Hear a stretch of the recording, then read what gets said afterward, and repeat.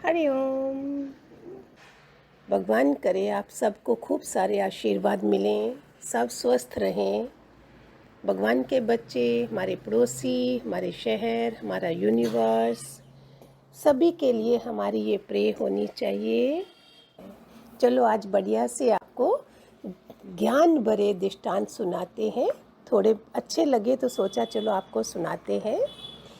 रामायण के सभी पात्रों का चरित्र एक से बढ़कर एक प्रशंसा के योग्य है। उन सब का त्याग, श्रद्धा, एक दूसरे के प्रति आदर इतना अधिक था कि उसका वर्णन शब्दों में करना असंभव है। जब राम जी अयोध्या वापस आए तो उन्होंने सबसे कुछ ना कुछ मांगने के लिए कहा। जब शत्रुघ्न पत्नी श्रुति कीर्ति मांगने के लिए आई तो उनकी आंखों में आंसू आ गए। कहा, प्रभु मैं जो मांगूंगी आप देंगे? राम जी ने कहा, अवश्य, ये रघुकुल रीत है। तब वे बोली, प्रभु आप जब आए तब आपने स्नान किया और फिर राज्य पोशाकें पहनी। प्रभु जो 14 वर्ष के वल्कल वस्त्र जो उतारे हैं वे हमें प्रसाद के रूप में दे दो। देखिए देखिए क्या मांगा भगवान से। आपने जो 14 वर्षों के वल्कल वस्त्र जो उतारे हैं वे हमें प्रसाद के रूप में दे दो। तब राम ने कहा, व्यंग्य करती हो? श्रुति कीर्ति ने कहा, नहीं प्रभु ये व्यंग्य नहीं है, हकीकत है। यहाँ आने के बाद जाना कि रघुकुल में ऐसा नियम है कि चौथी अवस्था में राजसी वन में जाए, लेकिन रघुकुल में इसका अपवाद है। रघुकुल में कब किसको वनवास आए किसी को पता नहीं। जहाँ तो जवानी में वनवास आया है, अब जो सुख आया है उसे हम भूल ना जाएं। यदि वनवास का अवसर आया तो हम भी बिल्कुल देखकर त्याग और समर्पण के सिद्धांत को भूल ना जाएं। बस इसलिए ये वल्कल मुझे दे दो। भगवान राम वे वल्कल उसे दे देते हैं। ऐसे भगवान जी ने हमें पहले सत्संग में क्या बोला, जो पहले दिन की पोशाक है उसको मत भूलना। हमेशा याद रखना कि हम कैसे आए थे। ना तो मैंने देखा है कपड़े पहनने का ढंग था, ना खाने का, ना चलने का।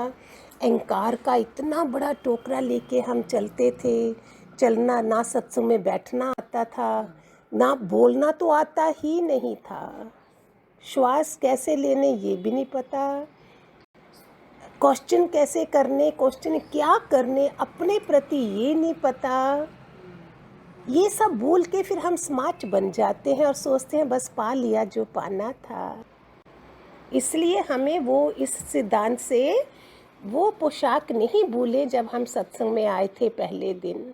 वहीं से सब कुछ मिला और मोक्ष भी उधर से मिलना था।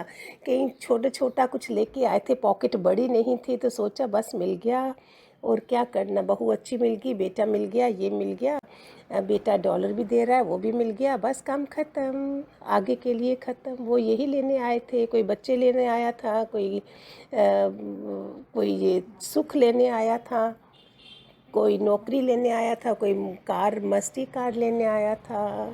ये तो वही हिसाब हो गया जो गुरु नानक ने सिक्के फेंके थे, चांदी के, सोने के, हीरे के, सब लेके चले गए और दो ही रह गए, लैना मर्दाना। ये है संसार का हाल। तो हमारे पास समय अभी है। जैसे आज के लिए श्वास है, कल का मुझे पता नहीं है। आज ही का दिन है, प्यार कर लो, अपनी भूलों को स्वीकार कर लें, हम उन पे पश्चाताप कर लें तो भगवान जी, दादा भगवान की तो कितनी ही दुआएं बरसे और बरस रही हैं आप सब पर।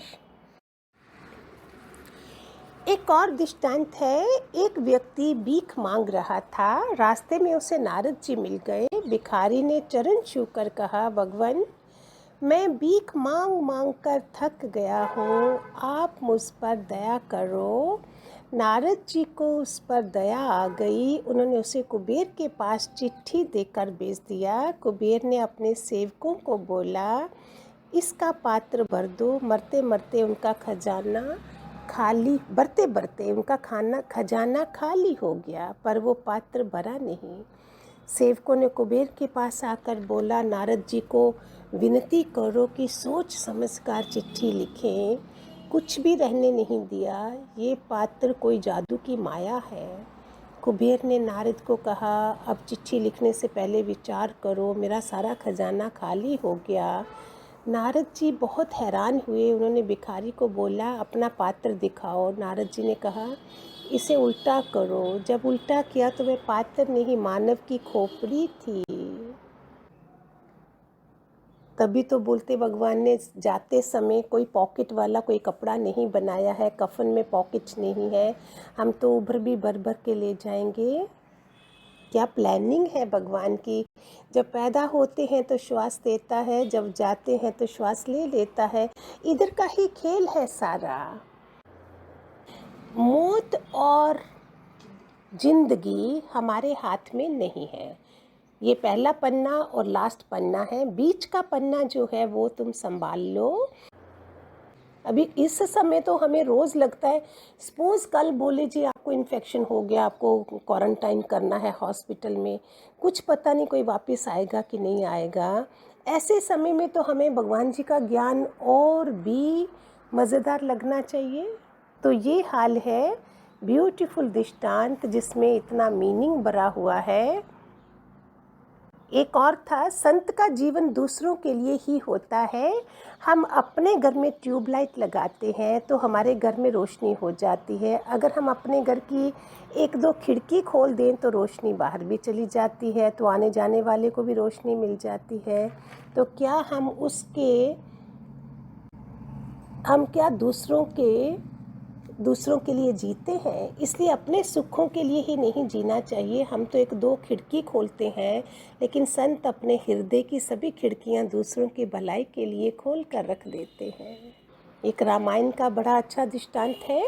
एक बार वन में राम और सीता बैठे थे। लक्ष्मण जी फूल लेने गए। सीता ने प्रभु से कहा, मेरे पैर आपके पैरों से ज़्यादा सुंदर हैं। राम जी बोले, नहीं, मेरे ज़्यादा सुंदर हैं। दोनों ने निर्णय किया कि लक्ष्मण से पूछा जाए। जब लक्ष्मण से पूछा तो वो सोच में पड़ गए, इस प्रश्न का उत्तर कैसे दिया जाए। वे बोले, माँ आपके पैर ज़्यादा सुंदर हैं। तो सीता खुश हो गई। तो लक्ष्मण बोले, माँ अधिक खुश मत हो, क्योंकि राम के पैर हैं तो आपके पैरों की कीमत है। अब राम खुश हो गए। लक्ष्मण बोले, आप दोनों को ज़्यादा खुश होने की ज़रूरत नहीं, क्योंकि इसका अर्थ तीसरा ही है। दोनों बोले, क्या? दोनों उदास हो गए। लक्ष्मण बोले, आचरण से ही ये चरण सुंदर लगते हैं। जब तक दिव्य आचरण ना हो तो पाँव की कोई कीमत नहीं है। अब दोनों का महान आचरण है, इसलिए ये सुंदर है।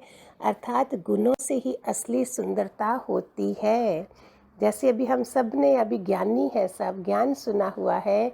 अगर हमारे में भगवान जी के वचनों का आचरण नहीं है, ज्ञानी ध्यानी बन के हम घूम रहे हैं, रहनी नहीं है, कुछ भी संन्यस्त जीवन नहीं है, संसार की तरह हम रह रहे हैं, तो वो आचरण कैसा होगा? तो उससे सुंदरता कैसे आएगी? तो हर चीज़ का सार है सीखने के लिए। तो आज का विषय था सुंदर ज्ञान वाले मीनिंगफुल दृष्टांत। खूब सारे आशीर्वाद भगवान जी के पूरे पूरे परिवार पर, जो अभी के समय में बहुत बहुत बहुत ज़रूरत है। और आप भी औरों को करते जाएं, आशीर्वाद देते जाएं सबको। आपके आशीर्वाद लगेंगे, क्योंकि मेरे गुरु का एक एक बच्चा बहुत ऊंचा है। उसका किसी के प्रति भी आशीर्वाद दिया हुआ लग ही जाएगा, जो मेरे को लगता है। हरिओम।